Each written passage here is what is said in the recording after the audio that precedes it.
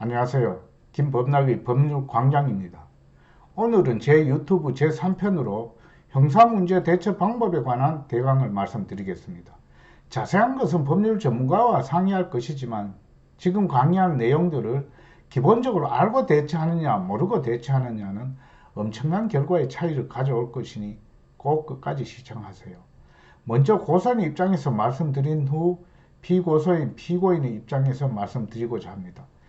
폭행이나 사기 등 억울한 형사상 피해를 당하게 되면 먼저 고소를 하게 됩니다. 그런데 고소를 잘해야 합니다. 형사사건 기록에서 일반인이 작성한 고소장을 보면 상대방이 죄가 있다는 것인지 자신에게 죄가 있다는 것인지 도대체 알 수 없는 경우가 대부분인 듯합니다. 그리고 고소장을 제출하면서 도대체 증거가 제대로 없습니다. 그러니 고소를 해도 90%가 무혐의 처분 받는 겁니다. 고소를 할 때는 고소인을 확실히 범죄로 엮을 수 있는 증거 자료를 첨부해야 합니다. 증거 자료를 대충 해서는 고소인은 무혐의 처분을 받습니다. 법을 모르는 사람이 범죄 성립 요건에 맞춰서 고소장을 작성하는 게 쉽지 않습니다. 법무사나 변호사에게 고소를 위임하더라도 4~5장 분량의 고소장을 작성하는데 참 미흡합니다. 예전에 20억 사기를 당한 지인이 고소를 하였지만 피고소인이 무혐의 처분을 받아서 억울하다며 수사제기 요청서의 작성을 의뢰하였는데 선배인 고급 고위 부장검사 출신 변호사에게 수임료로 5천만 원을 지불했었습니다. 수사제기 요청서 분량이 80여 장이었고 수사는 재개되었고 피의자는 결국 유죄 판결 받았습니다. 왜 80여 장이나 작성했을까요? 저도 70여 장의 고소장을 작성한 적이 있습니다. 물론 범죄 사실관계가 간단하다면 4장 정도면 충분할 것입니다. 또 고소장 분량이 많다고 좋은 것은 아닙니다. 누가 보더라도 고소 취지와 사건의 경위, 범죄 행위를 명확하게 알 수 있고 증거 자료가 첨부되었다면 분량이 적을수록 좋습니다. 고소장을 어떻게 작성하면 좋을까요? 잘 작성하면 좋겠죠. 고소장을 작성하기 전에 이미 강의했던 메모와 증거 자료를 바탕으로 하여 날짜별로 있었던 일들을 쭉 적어보세요. 가능한 자세하게 적으세요. 증거 자료에 메모지를 붙여 어느 부분의 내용인지 표시하세요. 그렇게 작성한 후 몇 번을 읽어보시고 빠뜨린 것이 있는지 기억해 보세요. 추가로 적을 내용이 있다면 적어 넣으세요. 그렇게 적은 내용과 증거 자료를 가지고 법률사무소를 방문하여 고소를 하려고 하는데 가능한지 문의하세요. 추가로 필요한 증거 자료로 어떤 것이 있어야 할지도 문의하세요. 직접 고소장을 가능한 작성하지 마세요. 고소장을 작성할 때는 주어 목적어 서술어 접속사를 분명히 하여 문어체로 작성해야 하는데 일반인들은 작성한 고소장을 보면 대개 구어체로 작성하면서 주어 목적어 서술어 접속사가 분명하지 않기 때문에 죄가 있다는 것인지 없다는 것인지 알 수 없게 되어 있는 것입니다. 참으로 웃기는 것은 범죄로 인한 피해를 볼 때는 쉽게 상대방에게 돈을 지급했는데 구제를 받기 위해서 고소장 작성하기 위해서 변호사나 법무사에게 지급할 수임료를 너무 아까워하면서 직접 작성합니다. 고소장을 접수하게 되면 수사대장에 올립니다. 입건이 된 것이죠. 담당 조사관도 정해지고 담당 조사관으로부터 출석해서 고소인 진술을 해달라는 전화나 문자를 받게 됩니다. 출석 날짜는 조사관과 상의해서 정하시면 됩니다. 조사관이 언제 오라고 한다고 해서 그때로 약속 시간을 정할 필요는 없습니다. 여있는 날짜와 시간을 정해서 조사관에게 말하면 조사관도 가능한 시간으로 조율을 하게 됩니다. 고소인 진술하러 갈 때는 고소장을 몇 번 읽어보고 가세요. 자신이 고소한 내용과 진술이 틀리면 안 됩니다. 틀리면 고소인 진술이 신빙성이 떨어집니다. 조사관이 어떤 질문을 할지 대략 생각한 후 그 질문의 답을 메모해 보세요. 막상 고소인 진술을 할 때는 당황해서 생각이 잘 안 날 수도 있어서 꼭 해야 할 말을 빠뜨리기 쉽습니다. 되게 자신이 고소하면서도 경찰서나 검찰청에 가는 것을 두려워하는 경우를 많이 보게 됩니다. 당황하지 말고 편하게 친구와 사건에 대해서 대화한다고 생각하세요. 질문을 받으면 충분히 생각해서 천천히 답하면 됩니다. 가지고 간 메모나 증거 자료를 보면서 진술하세요.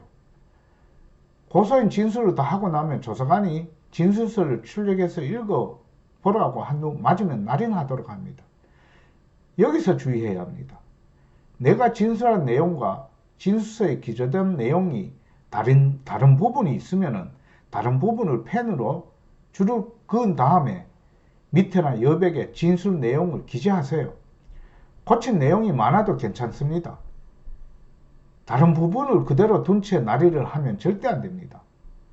다음에 그렇게 진술하지 않았다고 해봐야 날인이 되었기 때문에 믿어주지 않습니다. 많이 고치면 조사관이 화를 낼 수 있지만 신경 쓰지 마시고 이렇게 이야기하지 않았다고 하면서 수정하세요. 진술서를 수정하고 나면 조사관에 따라서 수정한 것을 그대로 날인해서 마무리하는 경우가 있고 수정한 새로운 진술서를 출력해서 읽어보고 날인하라고 하는 경우도 있습니다. 새로운 진술서를 출력해서 주면 다시 꼼꼼하게 읽어보고 수정할 부분이 있으면 또 수정하세요. 조사관이 짜증내는 것을 신경 쓰지 마세요. 명심하세요. 여러분의 권리는 여러분이 찾아야 하는 것이지 조사관이 찾아주지 않습니다. 고소인 진술을 할 때 변호사를 대동하고 가시려고 하는 분들이 있습니다. 그런데 변호사를 대동하고 가더라도 진술은 고소인이 거의 해야 합니다. 변호사를 대동하면 심리적 안정을 갖는 데는 유리하겠지만 대동한 수임료가 너무 높습니다. 왜냐하면 고소인 진술을 마칠 때까지 몇 시간을 고소인 옆에 있어야 하기 때문입니다. 고소를 당하거나 인지된 사건은 먼저 수사대장에 기록되어 입건된 후에 수사를 받게 됩니다.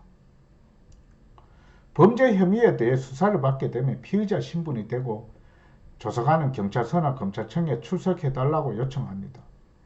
이때도 조사관이 언제 몇 시에 출석해달라고 한다고 해서 그때로 약속할 필요는 없습니다. 조사받을 당사자가 가능한 날짜와 시간을 조사관에게 알려서 시간을 조율하면 됩니다. 약속한 날을 정할 때는 충분한 시간을 두고 정하세요.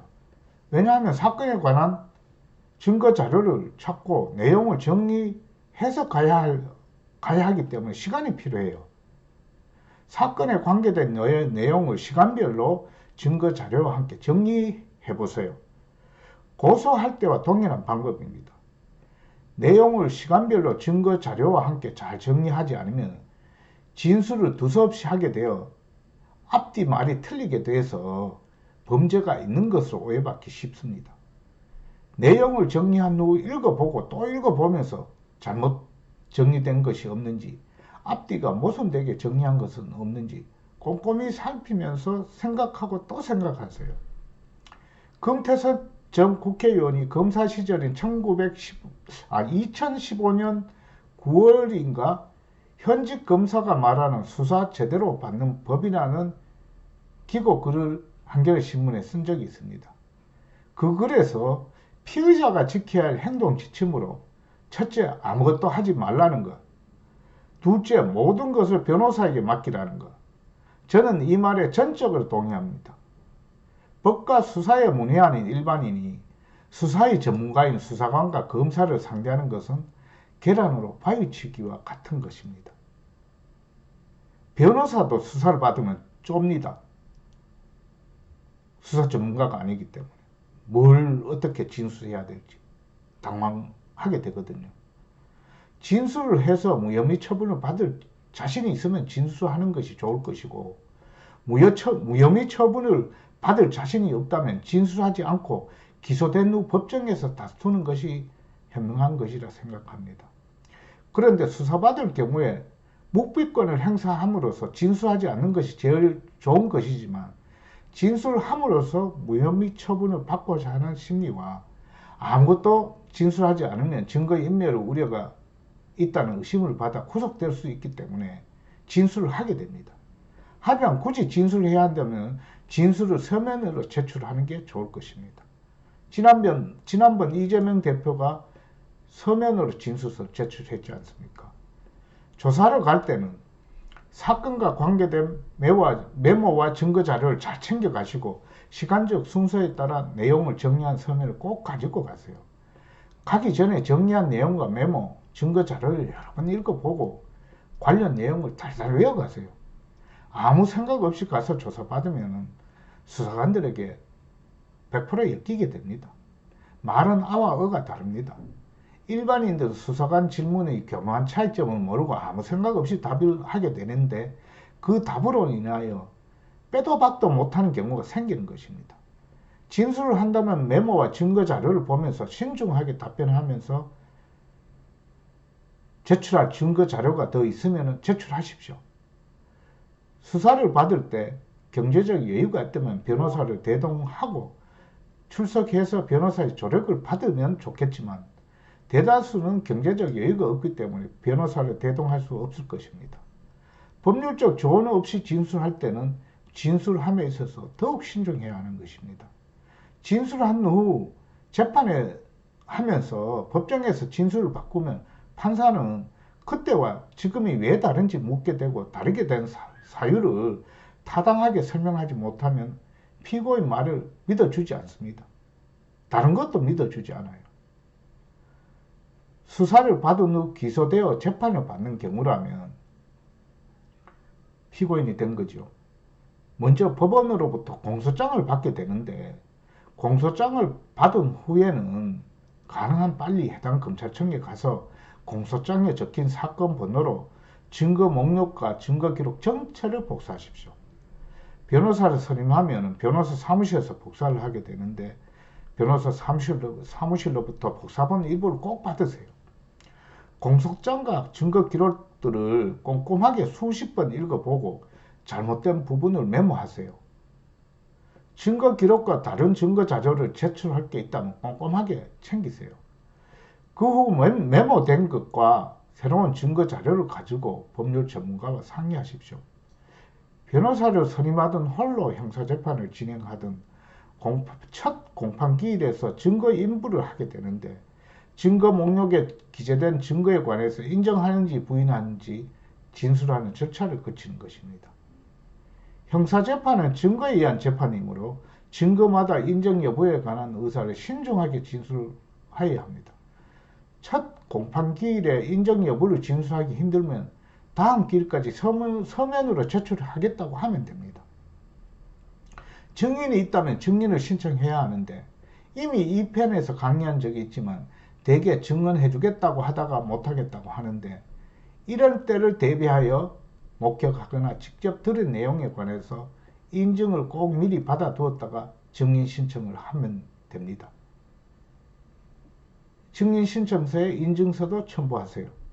내한테 불리하게 증언할 사람을 증인으로 신청하면 안 됩니다. 변호사가 있다면 사건에 관한 변호사의 의견서를 제출하게 되는데 변호사를 선임하지 않았다면 공소장에 대한 조목조목 반박하는 내용과 증거자료를 첨부한 피고인 의견서라는 제목으로 공판기일 일주일 전까지 재판부에 제출하십시오. 국선 변호인이 선임되면 국선 변호인과 충분히 상의하도록 하세요. 물론 국선 변호인이 사건이 여러 개를 하고 바빠서 상의가 잘 될지 모르겠습니다만 범죄 사실을 인정한다면 반성문을 최소한 5회 정도 제출하십시오. 반성문을 써오라고 하면 뭘 잘못했다는 것인지 잘했다는 것인지 분간이 안 가게 써오기도 하는데 판사들이 똑똑하잖아요. 뭐 반성문 같이 써도 정말 반성하고 있는지 안 하는지 글을 읽으면 감이 옵니다. 솔직한 심정, 진정 반성하는 마음을 글에 담으세요. 지인이나 가족의 탄원서도 제출하세요. 피고인이 가족적, 사회적 유대감이 얼마나 있는지도 양형의 중요한 자료입니다. 가족적, 사회적 유대감이 강한 사람들은 다시 범죄를 일으킬 확률이 적기 때문에 형량이 줄어들게 되는 것이죠. 탄원서를 작성할 때는 탄원인의 주민등록 번호를 꼭 기재하고 인감도장으로 날인한 후 인감증명서를 꼭 첨부하세요. 그냥 탄원서라고 적고 성명을 기재한 후 내용을 써서 내면은 진짜 그 탄원인이 작성한 것인지 피고인이 스스로 다른 사람 이름으로 작성하는 것인지 탄원인이 아는 제3자가 작성한 것인지 알 수가 없잖아요. 탄원서를 많이 제출할수록 좋다고 볼 수 있습니다. 민사재판이든 형사재판이든 변호사를 선임하는 게 좋습니다. 돈이 있다는 말이죠. 실제로 판사나 검사로 있다가 개업한 변호사들이 정관 대우를 받는지 궁금하죠. 제 생각을 정리하면 다음과 같습니다. 저는 단호히 정관 대우를 받는다고 생각합니다. 오랫동안 정관 대우를 받는 것은 아닙니다. 퇴직 환율 6개월 정도는 확실히 받는 것 같습니다. 그래서 퇴직한 지 1년 넘었는데 정관이라고 하면서 또 수임료를 높게 부르죠. 그거 믿지 마세요. 퇴직한 변호사가 대우받지만 조금 있으면 또 퇴직한 변호사가 생기잖아요. 그래서 퇴직한 변호사를 1년 넘게 봐주기 힘든 것입니다. 예전에 한꺼번에 많은 수의 검사가 퇴직하면 전국적으로 대대적인 범죄 소탕을 합니다. 그러면 피고인들과 사건이 많이 생기잖아요. 그러면 여러 명의 검사가 퇴직했더라도 퇴직 변호사들이 사건을 여러 개 수임하게 돼서 돈을 벌게 되죠. 퇴직하면 함께 일했던 법관이나 검사 입장에서는 함께 근무했거나 친한 선후배 관계인데 그동안 수고했으니 돈을 좀 벌라고 사건에 대해서 좀 유리하게 선고하게 되는 것이죠. 뭐 인지상정이죠. 뭐 턱도 없는 사건을 유리하게 선고하지는 않습니다. 그래서 정관 변호사도 사건을 수임할 때 되지도 않는 사건을 수임하지 않습니다. 그러면은 수임했던 사람이 와서 막 돈 내놔라고 행패 부리고 막 이렇게 되거든요. 어떻게 선고하더라도 뭐 될 사건은 확실히 승소하도록 선고해 주겠죠. 그럴 겁니다, 아마. 특히 기업이 수사를 받을 때는 꼭 검찰 출신 정관 변호사를 선임해야 합니다. 빨리 해야 합니다. 왜냐하면 기업을 수사하면 처음엔 혐의가 있는 범죄 사실을 수사하는데 수사를 하면서 탈탈 털다 보면은 다른 범죄 혐의도 막 발견하게 됩니다. 이때 정관 검찰 출신 변호사는 처음에 혐의가 있던 범죄 사실만 수사하도록 하고 나머지 수사가 확대되는 것을 막아주는 역할을 하는데 이게 엄청난 역할이죠. 변호사 선임에 관해서 말씀드릴 것이 많지만은 시간 관계상 이것으로 마무리하면서 다른 강의에서 조금씩 언급하도록 하겠습니다. 음주운전이나 수용생활에 관해서도 따로 강의를 드려야 할 것 같습니다. 오늘은 시간이 너무 많이 이제 지체되는 것 같아서 그렇습니다. 부연으로 언론에 기사화되는 것 중에 웃기는 것이 고소인 진술을 하거나 피의자 진술을 하기 위해서 수사기관에 출석하게 되는데 이미 말했지만 조사관과 진술할자는 일정을 협의해서 약속 시간을 정하게 됩니다. 그런데 지난번에 이재명 대표의 출석 날짜 여부를 가지고 빨리 출석하지 않는다고 여당과 언론에서 비난하는데 웃기는 겁니다. 날짜와 시간 당연히 협의하는 겁니다. 누구나. 이재명 대표라고 뭐 그렇게 협의 못할 이유가 없죠. 그리고 진술을 하든 진술 거부권을 행사하든 형사 피의자나 피고인은 헌법상 권리입니다. 그런데 진술하지 않는다고 또 욕합니다. 아까도 이야기했지만 진술하지 않는 것이 가장 좋습니다. 법정에서 범죄 사실에 대해 다투는 게 가장 좋아요. 판사 앞에서 하는 게 가장 좋거든요. 그 이재명 대표도 진술 거의 안 한 걸로 알고 있습니다. 그냥 진술 서면은 냈지. 기사 중에 또 뭐 비난 받는 피고인이 변호사로 여러 명 선임했는 것을 두고 비판합니다. 법무법인에 근무하는 한 변호사를 선임하면은 법무법인은 법원이나 검찰에 변호사 선임계를 제출하는데 선임계에는 그 법무법인에 근무하는 여러 명 변호사를 기재합니다. 절대 한 명 기재 안 합니다.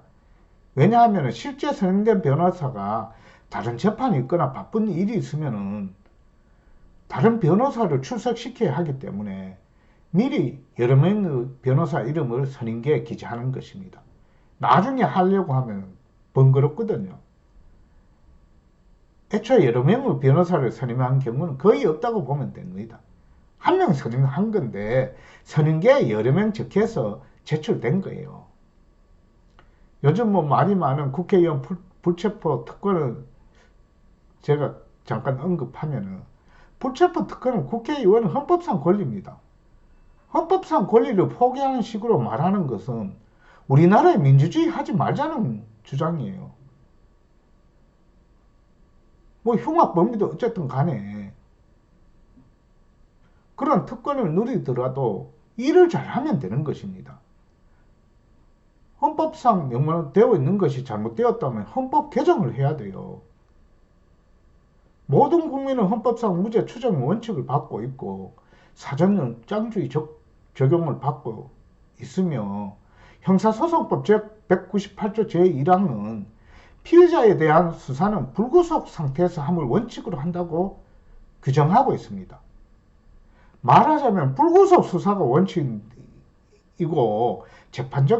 재판정 출석과 형 집행을 담보하기 위해서 예외적으로 구속하게 되는 것이죠.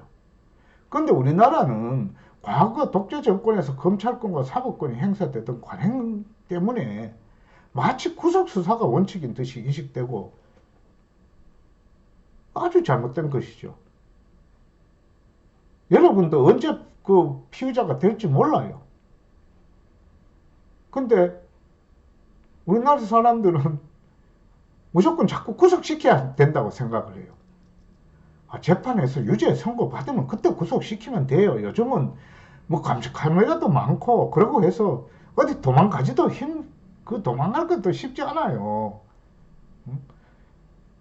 근데 왜 자꾸 구속되면은 그 자기 증거를 제출한다든지 변호하기가 굉장히 어렵습니다. 친구나 가족 간에 유대가 강하다든지 변호사가 능력이 있다든지 이러고 하면 변호사한테 이야기하고 친구들한테 가족한테 이야기하면 그나마 자료를 찾아서 갖고 올 수 있는데, 그게 아닌 사람은 구속돼 보면 자기한테 제출할 자료가 있어도 못해요. 변호하는데 굉장히 장애가 생깁니다. 국회의원 불체포 특권을 포기하자고 주장할 것이 아니라 헌법을 개정하려고 노력하고 불구속 수사가 원칙적으로 작동되는 나라를 만드는 데 앞장서야 하는 것입니다.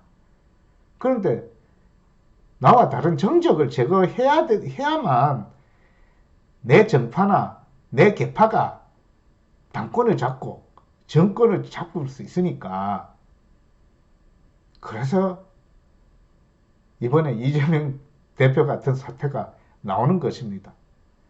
저는 그게 추접다고 생각해요. 원칙대로 그냥 뭐 동의할 사람하고 동의 안 할 사람 안 하면 돼요. 구독, 좋아요 꼭 눌러주시고 제1편부터 순차적으로 보시는 게 좋습니다. 어떤 것만 하나만 보지 마시고 순차적으로 쭉 보면 여러분 삶에 분명히 도움될 것입니다. 구독, 좋아요 꼭 부탁드립니다. 감사합니다. 항상 건강하십시오.